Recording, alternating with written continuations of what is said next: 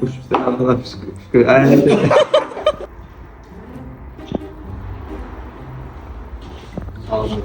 Ətir var.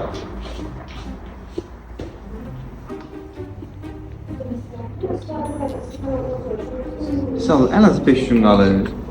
Onun yağın biraz çox elədir, yəni biraz olsun. Tapqaz. O ona oxşamır ha xanıma. Ben gördüm buradan o 14. Düzgün çekin xahiş edim. O 14. Pulu verirəm ya bir ətək pul veririm. Boşaltma da xanım 1 gram da kim görür ki burada ola senden ne gedir? Vur ora.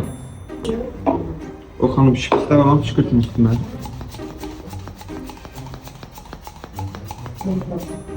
Kanka kart olacak yoksa ha? Kartdan kart atsam olar. Yok abi. Sen al. Ayda. 5 gün qalmasa qaytaracağım ha. Bir ətək pul verir.